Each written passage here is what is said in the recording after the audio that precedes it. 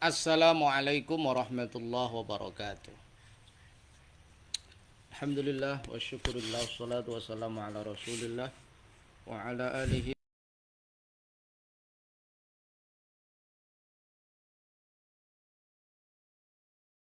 Berjumpa kembali dalam acara tabarukan ngaji kitab Anwarul Basair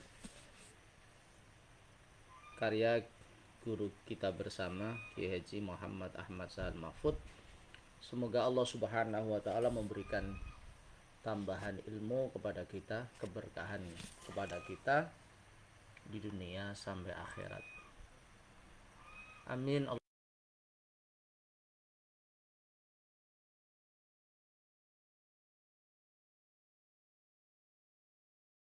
Sallallahu alaihi wasallam wa alihi ashabi azwaji wa ladhi min al-anbiya wal mursalin wal awliya syuhada salihin wa sahabati wa tabi'in wal ulama wal musannifin jami'il malaikatil muqarrabin khususan ila sultanil awliya wa sultanil ulama wa jami'i masyayikhina wa asatidina khususan ila ruhi syahina Muhammad Ahmad Sa'ad Mahfud wa syaihina Ahmad Qayyum Munjid bi karamati Syekh Ahmad Mutamakin jami'i muassisi madrasatina Matali'il Falah wa jami'ah Matali'il Falah khususan ila al-hafidh al-imam Jalaluddin Asyuti.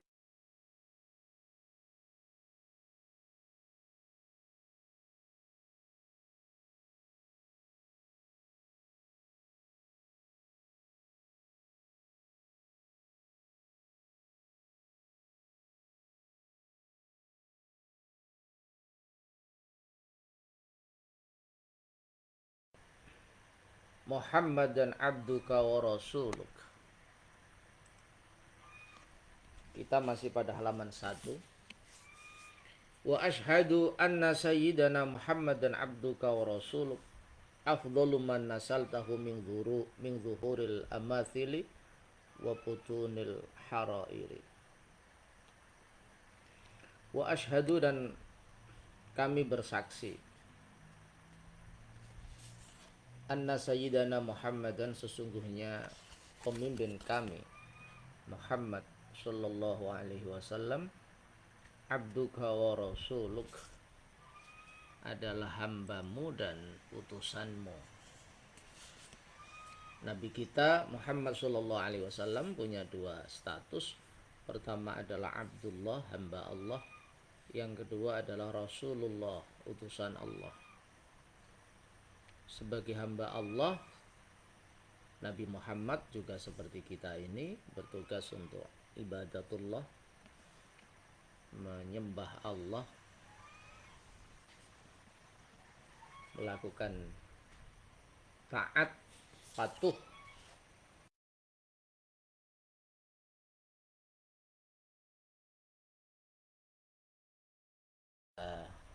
jauhi.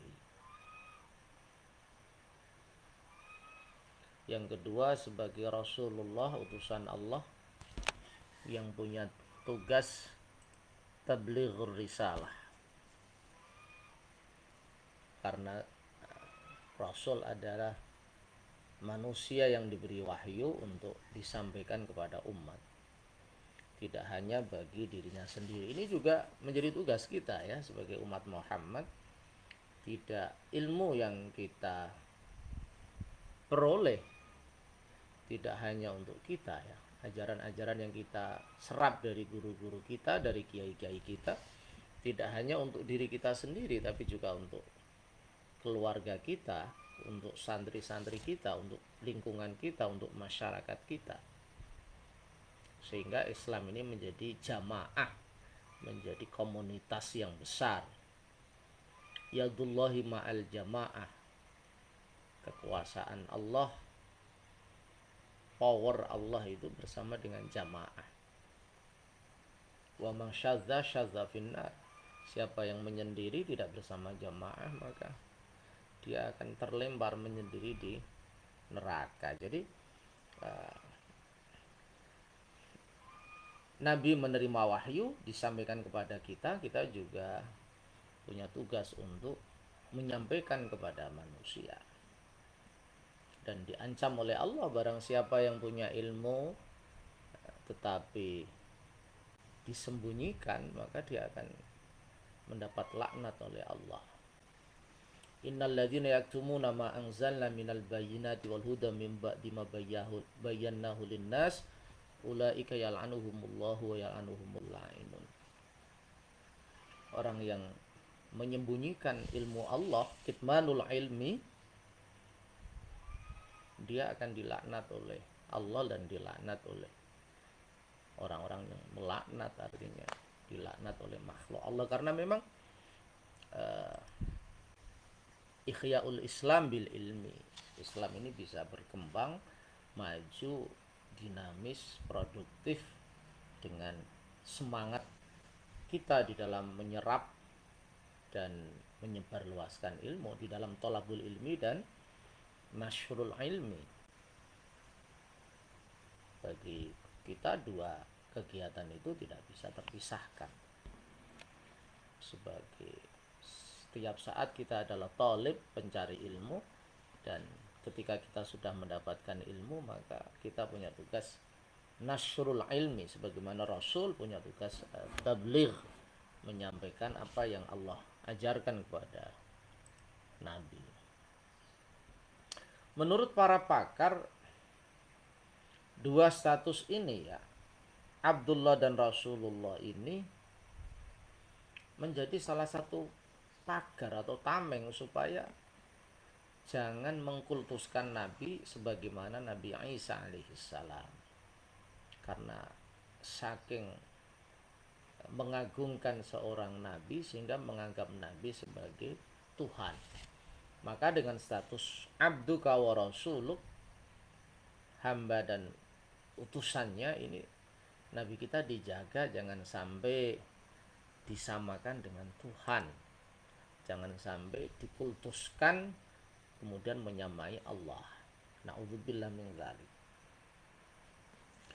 Siapa nabi kita itu? Afdhalu man nasaltahu, sebaik-baiknya orang, seutama-utamanya orang yang diturunkan oleh Allah, yang dilahirkan sebagai generasi penerus, min zuhuril amathili, dari pancaran punggungnya orang-orang yang agung, wa butunil harairi, dan kemudian bersembunyi dalam perut perempuan-perempuan yang merdeka. Ini sebuah kiasan ya, bahwa Nabi kita Muhammad SAW itu lahir dari bapak dan ibu orang-orang yang terhormat, Sayyid Abdullah dan Sayyidah Aminah. Itu adalah sosok yang dengan perantara dua orang itu Nabi Muhammad lahir di dunia ini. Meskipun Nur Muhammad ada sebelum Allah menciptakan apapun, laulaka lama khalaqtul aflaq, jika tidak ada engkau maka aku tidak menciptakan alam semesta ini.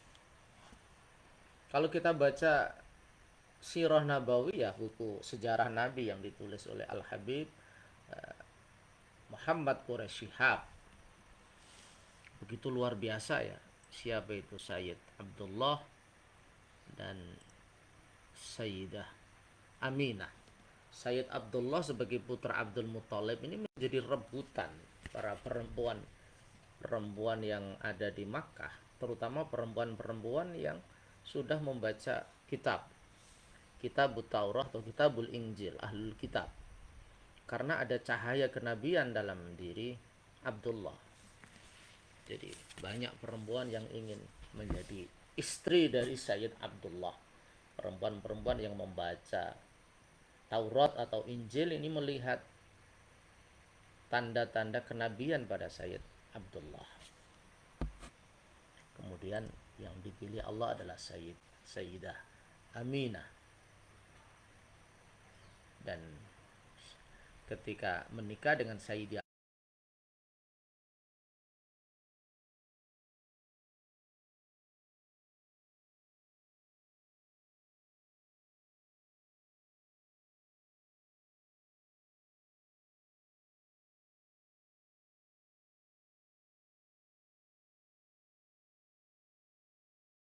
ibunya di Bani Najjar.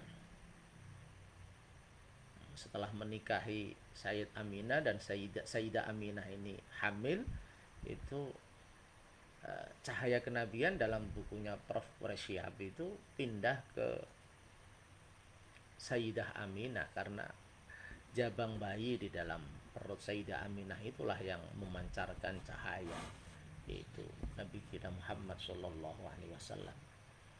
Jadi Sayyid Abdul Muthalib adalah penjaga Ka'bah, artinya ulamanya Ka'bah, artinya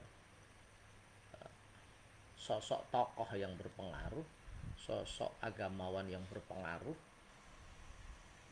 yang punya otoritas untuk menjamu duyufur rahman, tamu-tamu Allah ketika beribadah haji.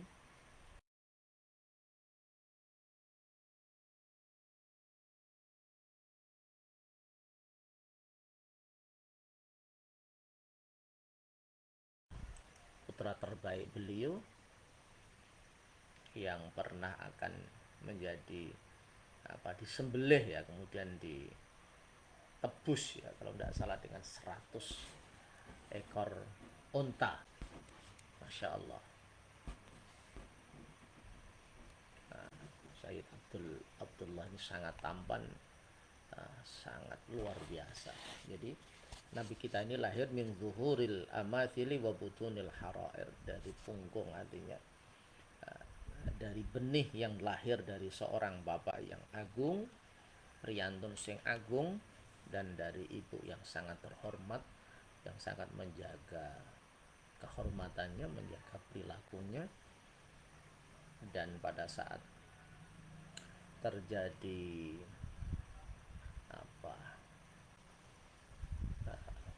perang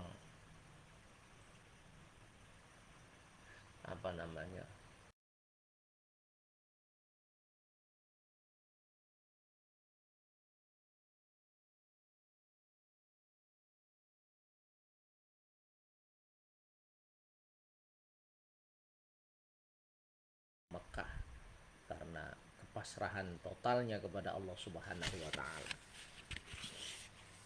Ini juga menjadi pelajaran ya buat kita.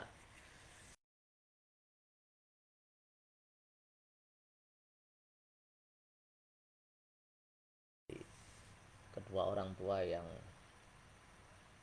berkualitas, kedua orang tua yang menjaga diri dari kehormatan, kedua orang tua yang selalu mendekatkan diri kepada Allah, kedua orang tua yang selalu menjauhi muharramat, hal-hal yang diharamkan oleh Allah, orang tua yang selalu menumpahkan kasih sayang dengan disiplin mendidik anaknya, disiplin mendoakan anaknya, memberikan makan anaknya yang halal, sehingga insya Allah Allah akan memberikan kita zurriyah thayyibah, generasi yang berkualitas. Amin Allahumma amin. Sifat Nabi yang kedua dalam kitab Al-Ashbah wan Nadhair ini,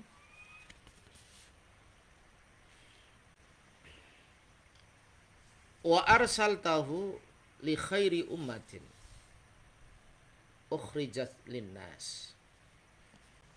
Wa arsalta, dan engkau mengutus kepada Nabi kita Muhammad, Allah mengutus Nabi kita li khairi ummatin, kepada umat terbaik,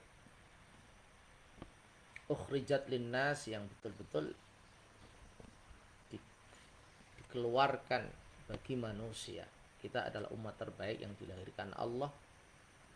Fahadaita bihi kullahairin.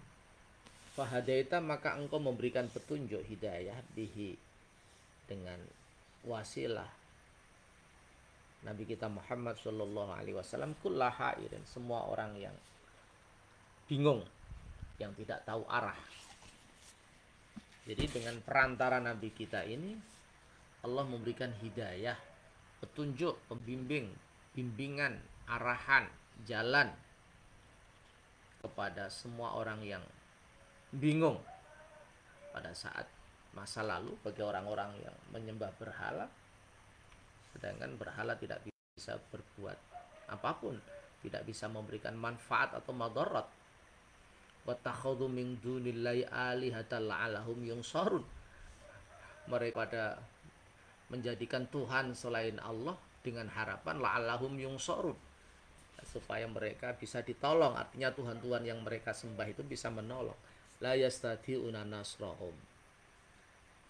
Tuhan-Tuhan selain Allah itu tidak mampu memberikan pertolongan. Jadi orang-orang yang bingung ingin mencari pertolongan, maka dengan wasilah Nabi kita Muhammad Shallallahu Alaihi Wasallam ini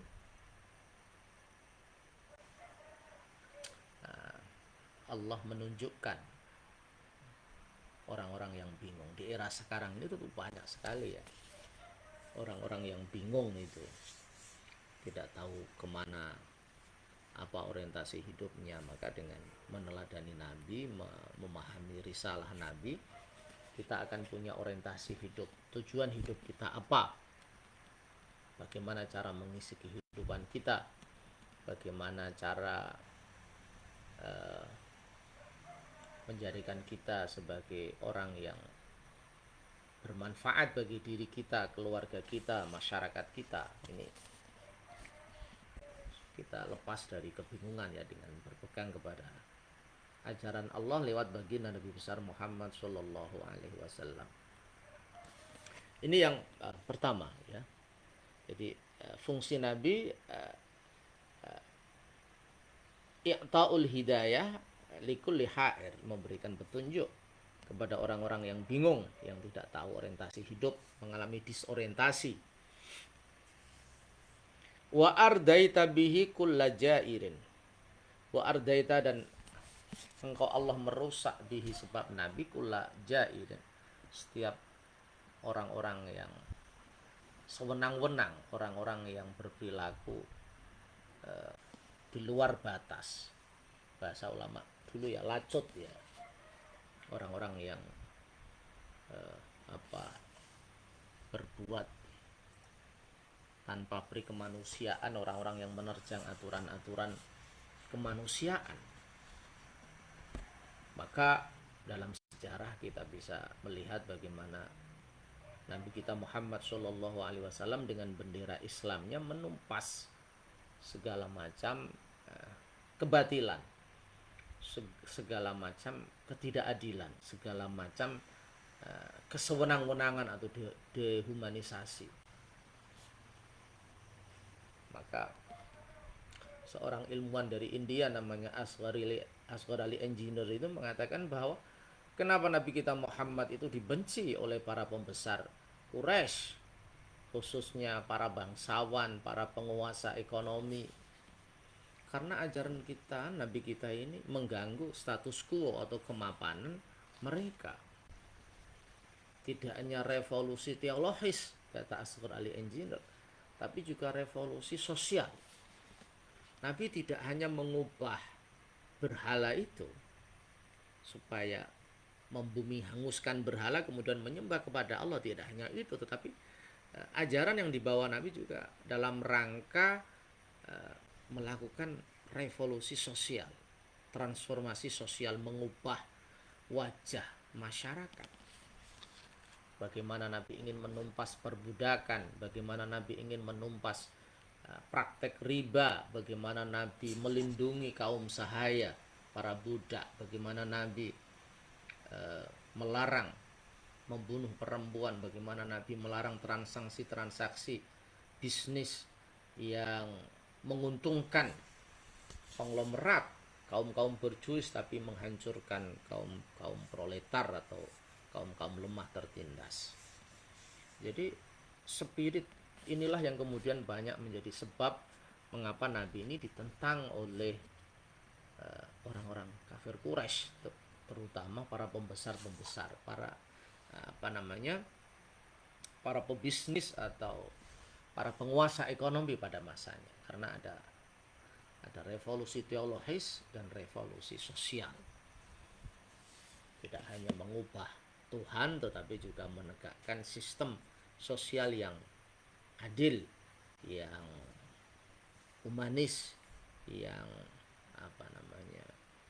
setara, tidak ada stratifikasi sosial, tidak ada ketergantungan terhadap sentra-sentra ekonomi kaum konglomerat.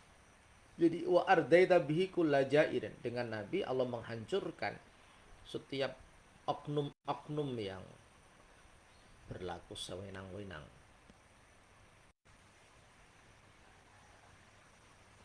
Dengan jelas yang ketiga di sini disampaikan oleh Syekh Al-Imam Jalaluddin As-Suyuti, wa ma haita bihi madzalimal jahiliyati. Allah menghapus, melebur kezaliman-kezaliman orang-orang jahiliyah. Tentu kezalimannya banyak sekali ya. Selain menjadikan Ka'bah bukan sebagai arena tauhidullah, menyucikan Allah, tetapi justru menjadi pasar kemusyrikan dengan menempel berhala-berhala Lata Uzza Manah. Sedangkan Allah sudah jelas berfirman, wa id bawa'na li Ibrahim makanal baiti alla tusyrik bi syai'a. Jadi sejak Nabi Ibrahim Allah sudah pesan bahwa Baitullah itu fungsi utamanya adalah alla tusyrik bi syai'a. Jangan sampai menyekutukan Allah, jangan sampai Ka'bah ini justru dijadikan sebagai tempat untuk kemusyrikan, karena justru Ka'bah fungsinya adalah tauhidullah, mengesahkan Allah. Fungsi utama Ka'bah adalah Allah tusyrik bi syai'a, sebagai tempat kita untuk menyucikan Allah, mentauhidkan Allah, mengesahkan Allah,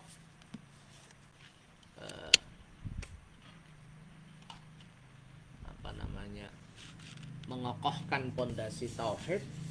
Kemudian wa tahhir baiti lit-thaifina wal 'akifina war ruk'i sujud. Yang kedua adalah bagaimana Ka'bah ini menjadi pusat tawaf dan ibadah. Karena memang ibadah yang utama di Masjidil Haram adalah ya tawaf, kemudian sholat 5 waktu, sholat sunnah dan lain-lain. Di samping tentu membaca Al-Quran. Jadi madzalimal jahiliyah, kezaliman orang-orang jahiliyah ini teramat banyak ya. Di mengubah misi-misi utama Ka'bah didirikan, kemudian justru sebaliknya menjadikan Ka'bah sebagai pusat kemusyrikan, dan Nabi kita Muhammad SAW melebur, menghapus ya, tentu momentum yang luar biasa tentu pada Fathu Makkah, pembebasan kota Makkah. Idza jaa nasrullahi wal fath wa ra'aitan nasa yadkhuluna fi dinillahi afwaja fasabbih bihamdi rabbika wastaghfirhu innahu kana tawwaba. Pada saat pembebasan kota Makkah ini Nabi menancapkan tauhidullah, mengembalikan Ka'bah pada fungsi utama saat didirikan sebagai tempat untuk menyucikan Allah, mengokohkan tauhidullah. Wa ahyaita bihi ma'alimal islami wasya'airi. Wa ahyaita bihi, dan dengan sarana Nabi engkau menghidupkan ya Allah ma'alimal Islam, tanda-tanda kebesaran Islam, wasya'airi, dan syiar-syiar Islam, sesuatu yang menunjukkan kebesaran Islam, sesuatu yang menjadi simbol kebangkitan Islam. Kiai Sahal memberikan catatan sya'air atfu tafsir. Jadi sya'air ya sama dengan ma'alim, artinya syiar-syiar, tanda-tanda yang menunjukkan kebesaran Islam. Qauluhu wa sya'air atfu tafsir, ataf yang fungsinya menjelaskan lafaz sebelumnya. Artinya ma'alimal Islam ya sya'airul Islam.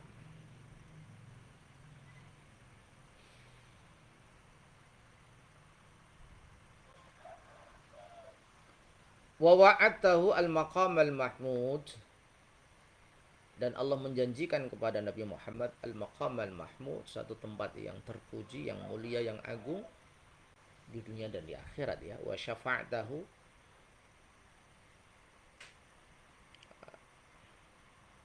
wa syafa'atahu, qauluhu wa syafa'atahu, dawuhnya Mbah Sahal, ay azinta lahu fi syafa'ah. Keistimewaan Nabi selanjutnya adalah Allah memberikan izin kepada Nabi Muhammad untuk memberikan syafaat. Jadi wa syafa'ata fi shaghairi wal kabair, di dalam hal-hal yang kecil dan hal-hal yang yang besar. Jadi memberikan syafaat ketika ada umat-umatnya yang melakukan dosa-dosa kecil atau dosa-dosa besar atas izin Allah, karena semua yang dilakukan Nabi adalah biiznillah. Ay azinta lahu fis syafa'ah, dawuhnya Mbah Sahal, artinya ay azinta tegese, artinya engkau memberikan izin lahu kepada Muhammad fis syafa'ah, di dalam memberikan syafaat, memberikan pertolongan, memberikan bantuan kepada umatnya, umat Nabi kita Muhammad sallallahu alaihi wasallam.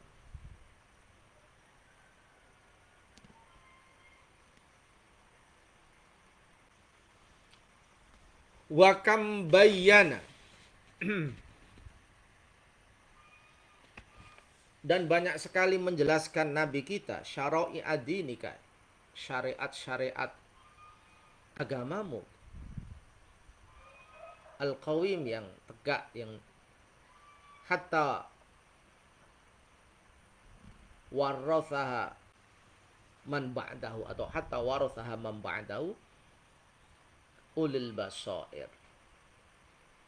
Nabi memberikan pelajaran, memberikan bimbingan dengan ucapannya, dengan perilakunya, dengan ketetapannya, dengan keteladanannya, dengan apapun ya, sehingga syariat Islam ini, ajaran Islam ini difahami oleh generasi sesudahnya, yaitu para sahabat, kemudian diwariskan kepada tabi'in, kepada tabi'it tabi'in, kepada imatul mustahidin seperti imam kita Imam Muhammad bin Idris Asy-Syafi'i, terus kepada kita, sampai kepada Imam Jalaluddin Asyuyuti, sampai kepada kiai-kiai kita, Kiai Sahal ya, Kiai Maimun, Kiai Zubair, Kiai Sahal, sampai kepada kita, generasi-generasi sekarang ini.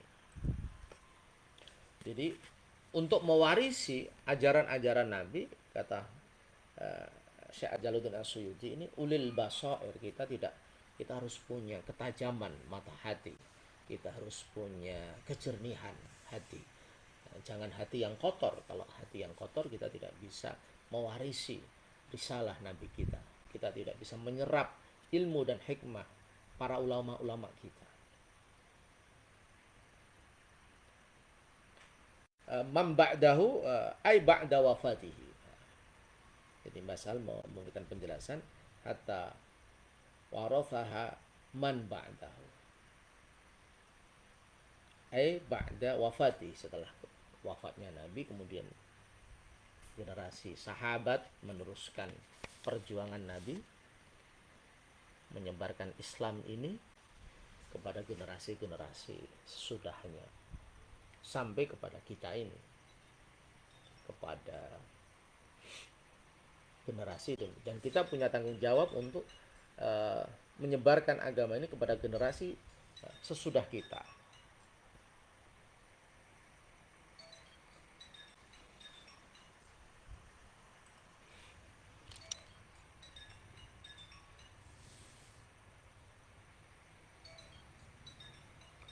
Sallallahu wasallam alaihi wa ala alihi wa sahbihi dhabil fadli as-sarair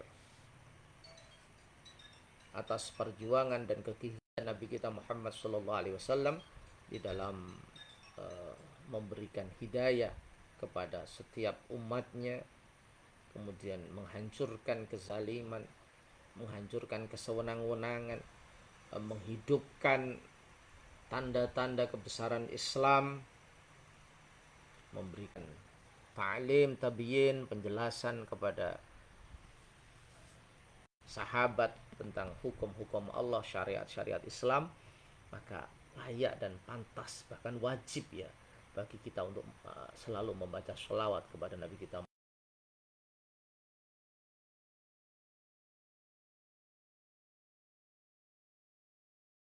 Muhammad Sallallahu Alaihi Wasallam wa ala alihi, keluarga beliau yang mencurahkan, membantu apapun yang dimiliki untuk kesuksesan risalah Islam. Sayyidah Khadijah Al-Kubra, Sayyid Hamzah, Sayyidina Umar, Utsman, Abu Bakar, Sayyidah Fatimah Zahra, Sayyidah Aisyah, semua keluarga-keluarga Nabi, wa sahbihi, sahabat-sahabat Nabi. Semoga Allah memberikan rahmat, ta'zim, kehormatan, keagungan, keselamatan. Semua dari mereka adalah Dhabil Fadli As-Sarair,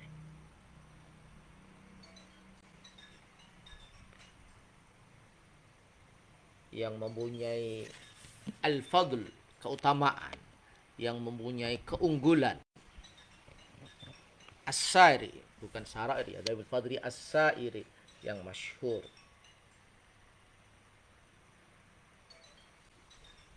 Bagaimana Sayyidah Khadijah mengorbankan segala harta yang dimiliki untuk Islam.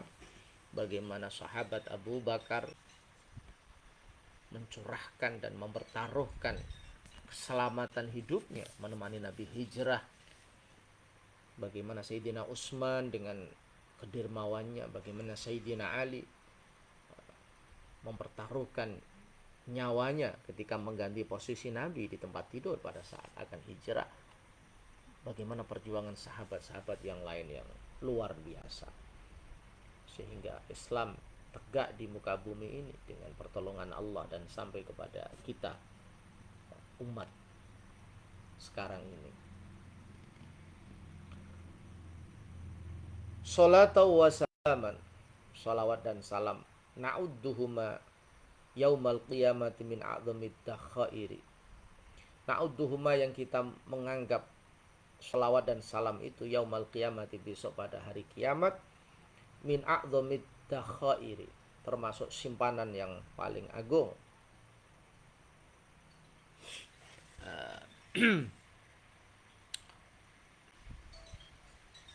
Tentu ini tidak lepas dari firman Allah ya. Innallaha wa malaikatahu yusholluna 'alan nabi ya ayyuhalladzina amanu shollu 'alaihi wa sallimu taslima. Jadi kita diperintahkan oleh Allah untuk selalu membacakan salawat dan salam kepada baginda Nabi besar Muhammad sallallahu alaihi wasallam. Imam Syafi'i memberikan penjelasan bahwa membaca salawat dan salam ini hukumnya wajib ya, dan tempatnya ada pada sholat, sehingga aktivitas kita yang ketika sholat tidak lepas dari salawat. Asyhadu an la ilaha illallah wa asyhadu anna Muhammadar Rasulullah. Allahumma sholli ala sayyidina Muhammad wa ala ali sayyidina Muhammad. Jadi membaca salawat ini.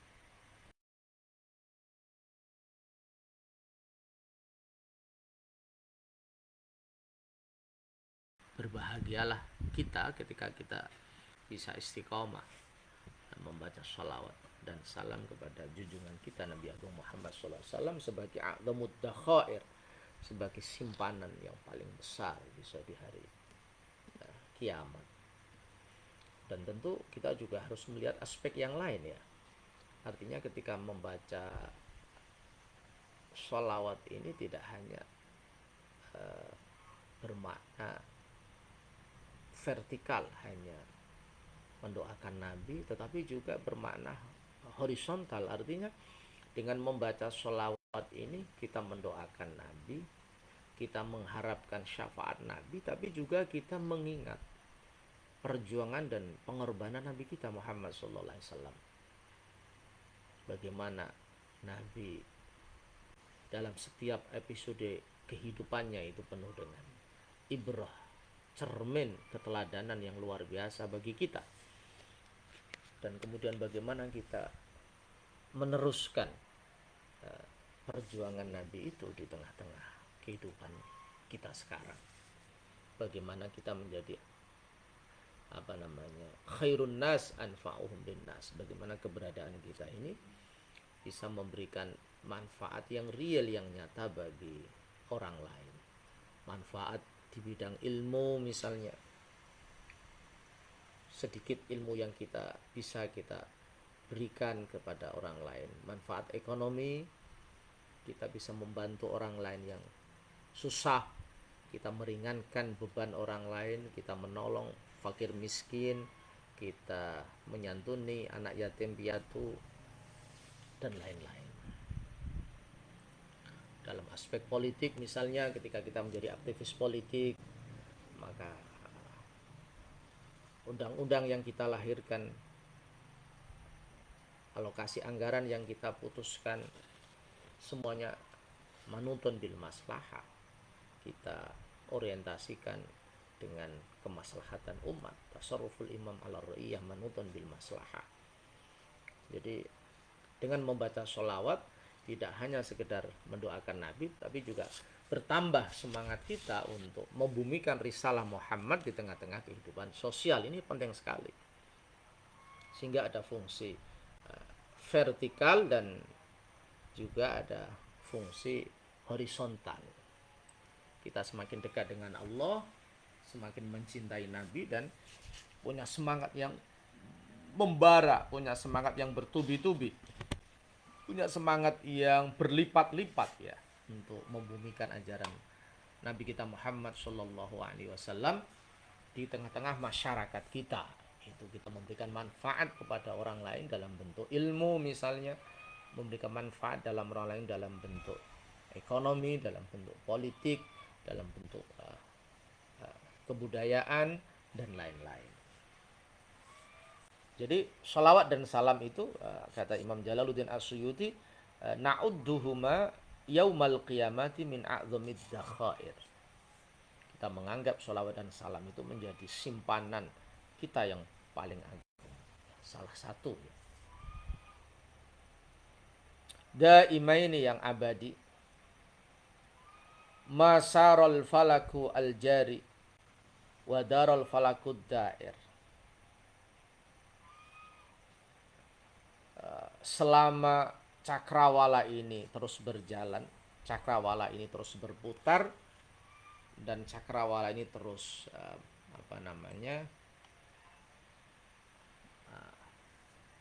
mengitari kita.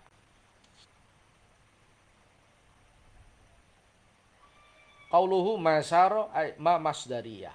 Jadi dalam bahasa pesantren ma masdariyah itu maknanya ing dalem selagine.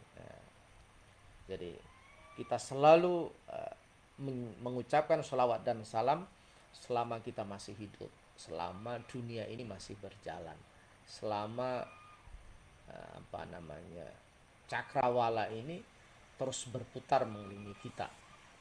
Artinya sholawat dan salam ini sebuah keniscayaan ya bagi kita umat Muhammad, karena dengan membaca sholawat itu kita bertambah mahabbah kita, cinta kita kepada Rasulullah Sallallahu Alaihi Wasallam, dan bertambah power kita, spirit kita, motivasi kita untuk meneruskan perjuangan Nabi kita sesuai dengan kemampuan kita. Kemampuan kita berada di kampung ya, kemampuan kita di kampung mengajarkan Al-Quran kepada anak-anak di TPQ, mengajarkan anak kita, tetangga kita di musola kita, bagaimana cara wudhu yang benar, bagaimana cara sholat yang benar, memberikan motivasi dan teladan bersedekah, berinfak, membantu meringankan beban orang-orang yang tidak mampu ini ya semampu kita. Orang punya makam, punya apa? Punya kapasitas sendiri-sendiri ya, kapasitas kita. Dimanapun kita berada, kita meneruskan risalah Nabi kita.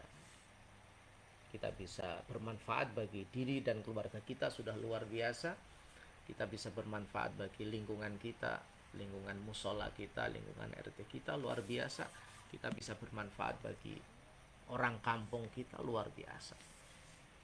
Jadi menjadi orang yang bermanfaat tidak harus levelnya tinggi. Jadi jangan menganggap bahwa hanya orang-orang tertentu yang bisa memberikan manfaat. Jadi kita meneruskan risalah Nabi kita menjadi orang yang bermanfaat misalnya ya sesuai dengan kapasitas kita, sesuai dengan kemampuan kita, sesuai dengan apa yang bisa kita lakukan. Jadi lakukanlah kebaikan ya sesuai dengan kemampuan kita, meskipun sedikit kita lakukan. Amma ba'du fa ilmul fiqhi buhuruhu zahirah wa riyaduhu nadhirah wa nujumuhu zahirah wa usuluhu thabitah muqarrarah wa furu'uhu thabitah muharrarah la yafna bi kathratil infaqi kanzu wa la yabla ala tuli zamani izzu ahluhu qiwamuddin wa qawwamuhu wa bihim i'tilafu wa intidhamuhu hum warathatul anbiya wa bihim yustada'u fid dahma wa yustaghathu fi syidati warrah wa yuhdada bihim kanujubis sama. Saya kira itu dulu tabarukan ngaji kita kitab Anwarul Basair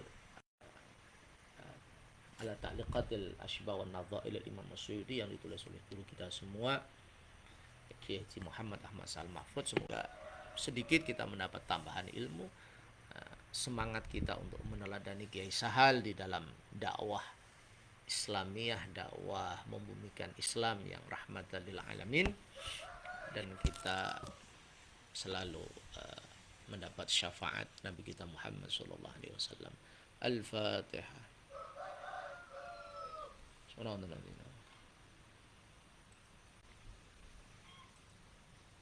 Kurang lebihnya mohon maaf. Wal afu minkum wallahul muwaffiq ila aqwamit thoriq. Assalamualaikum warahmatullahi wabarakatuh.